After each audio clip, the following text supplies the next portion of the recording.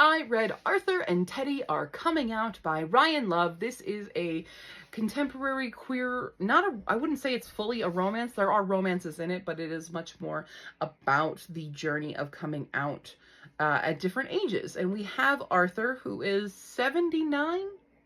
Is that correct?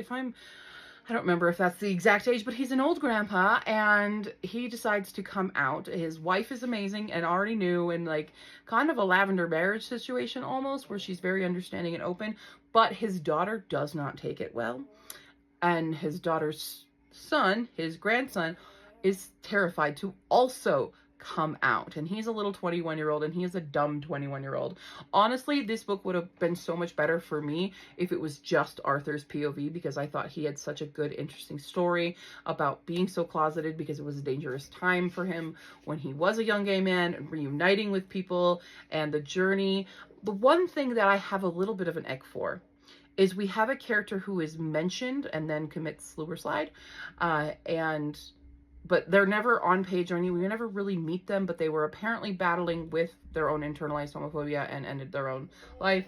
And Arthur decides to do a kind of charity thing of I forget what it's called, but you stand on the wings of a plane.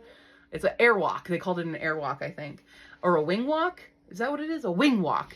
And it's for charity, which is a good cause, but I didn't like that using, especially because it was a woman, and there's a lot of differences between homophobia towards gay men versus gay women. There's different levels of this, and there's different levels of different things for everybody. But I didn't like that the gay man was using the gay woman's unaliving event for somewhat of his own gain, not his own gain, but his own coming out story. And it just sat weirdly with me, especially because they weren't like close or anything. So I didn't like that aspect of it. Everything else I really did enjoy. I really was annoyed with Teddy and Teddy's journey. I felt the romances that happened for Teddy were a little bit out of left field.